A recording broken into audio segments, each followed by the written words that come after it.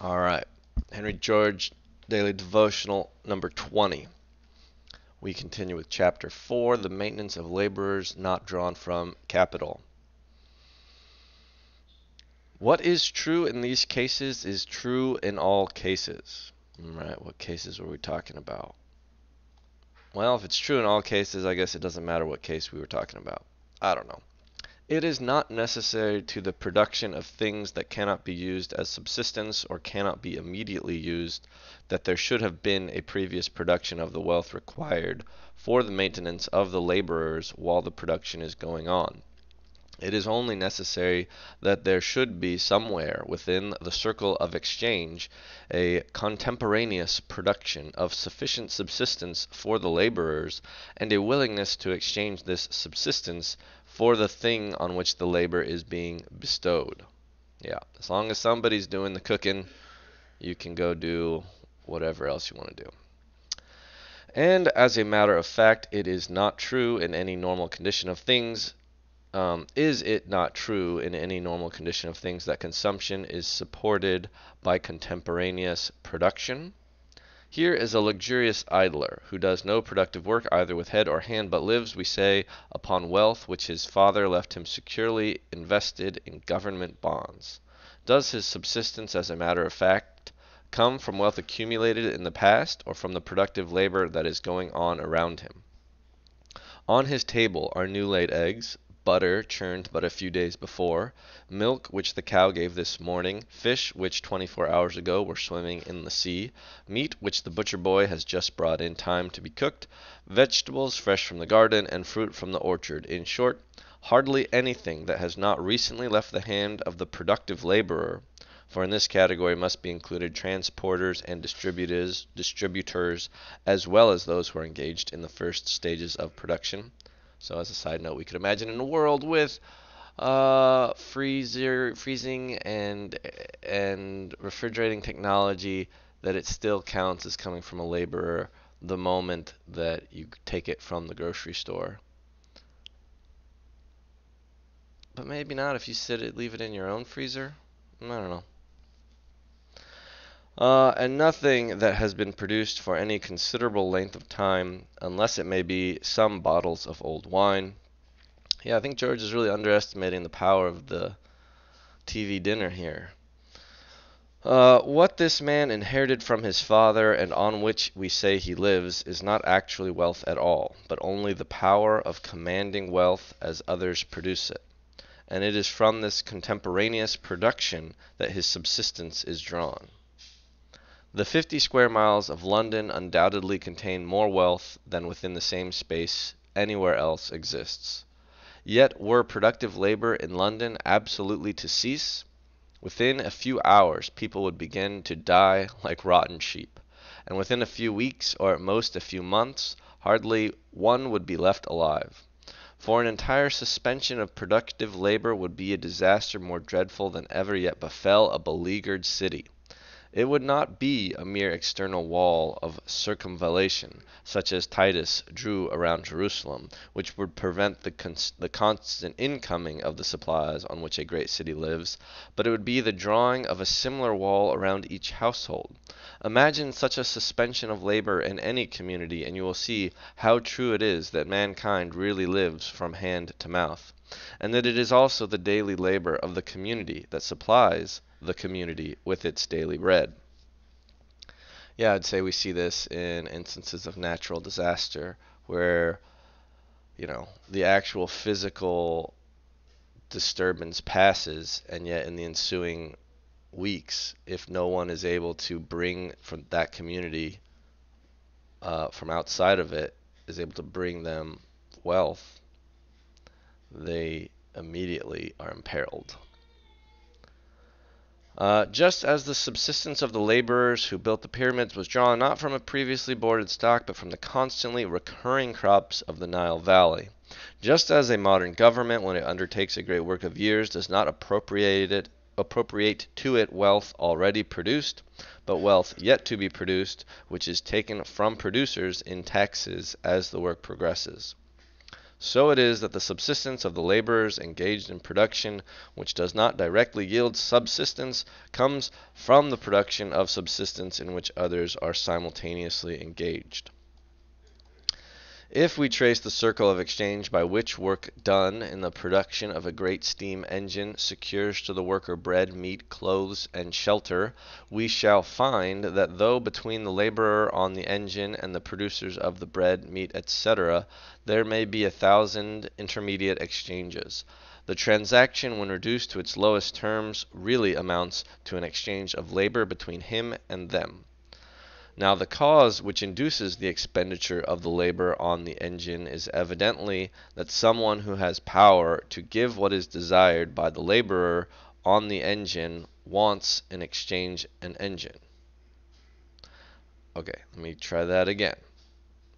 Now the cause which induces the expenditure of the labor on the engine is evidently that someone who has power to give what is desired by the laborer on the engine wants in exchange an engine.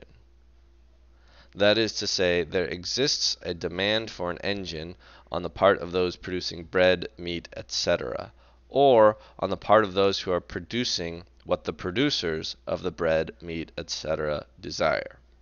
It is this demand which directs the labor of the machinist to the production of the engine, and hence, reversely, the demand of the machinist for bread, meat, etc., really directs an equivalent amount of labor to the production of these things, and thus his labor, actually exerted in the production of the engine, virtually produces the things in which he expends his wages. Alright? Or, to formalize this principle, and this bit is all in italics here, the demand for consumption determines the direction in which labor will be expended in production. End italics. This principle is so simple and obvious that it needs no further illustration, yet in its light all the complexities of our subject disappear, and we thus reach the same view of the real objects and rewards of labor in the intricacies of modern production that we gained by observing in the first beginnings of society the simpler forms of production and exchange. We see that now, as then, each laborer is endeavoring to obtain by his exertions the satisfaction of his own desires. We see that although the minute division of labor assigns to each producer the production of but a small part, or perhaps nothing at all, of the particular things he labors to get, yet, in aiding in the production of what other producers want, he is directing other labor to the production of the things he wants. In effect, producing them himself. And thus, if he make jackknives and eat wheat, the wheat is really as much the produce of his labor as if he had grown it for himself and left wheat growers to make their own jackknives. Yes, this harkens back to George's original example of the hunting or the fishing group, and then one person decides to become the canoe maker. So they don't directly catch the fish, but they are enabling the fish catchers, the fishermen, to go fishing. And so we would say they all jointly catch the fish. The simple matches the complex. We continue. We thus see how thoroughly and completely true it is that in whatever is taken or consumed by laborers, in return for labor rendered, there is no advance of capital to the laborers. If I have made jackknives and with the wages received have bought wheat, I have simply exchanged jackknives for wheat, added jackknives to the existing stock of wealth, and taken wheat from it. And as the demand for consumption determines the direction in which labor will be expended in production, it cannot even be said, so long as the limit of wheat production has not been reached, that I have lessened the stock of wheat.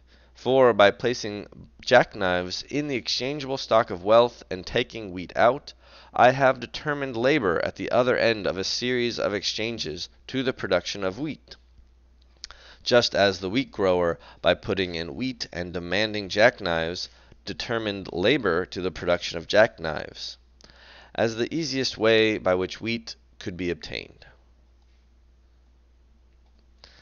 And so the man who is following the plow, though the crop for which he is opening the ground is not yet sown, and after being sown will take months to arrive at maturity, he is yet by the exertion of his labor in plowing virtually producing the food he eats and the wages he receives.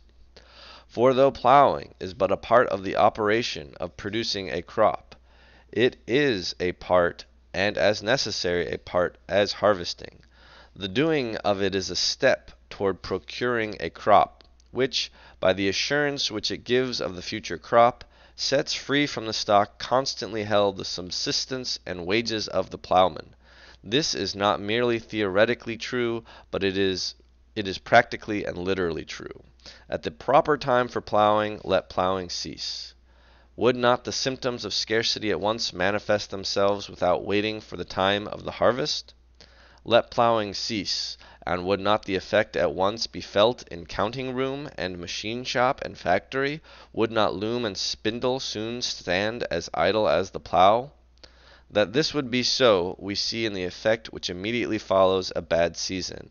And if this would be so, is not the man who plows really producing his subsistence and wages as much as though during the day or week his labor actually resulted in the things for which his labor is exchanged? And that will do it for our reading today. I liked that Henry George used the term virtual up in there, virtually producing the food he eats. There is part of me that wants him to be more consistent with using that term of like virtual. Because like there's this like pedantic side of me that when he's saying we're literally making our wages when we're doing a 5-year project, it. I just see how people could get stuck on that kind of terminology, and I don't know. I value this in terms of just like seeing how clearly wealth is produced by labor, how you don't necessarily need to have stored up anything beforehand as long as you're able to devote some of your time in laboring towards getting what you need to survive. Then you can still labor to create capital. Yeah. It's just a little annoying when he says you're literally making, like he said in here, where's this literal? This is not merely theoretically true, it is practically and literally true. I mean, I agree, it is literally true that your wages come from your wages come from labor. Because I always get annoyed when people say it works in theory but not in practice. You know, if it works in theory but not in practice, then your theory is flawed in some way you haven't yet figured out theoretically, or your practice doesn't somehow match your theory. I don't know. Anyway, not the clearest of explaining our commentary do I offer. See ya.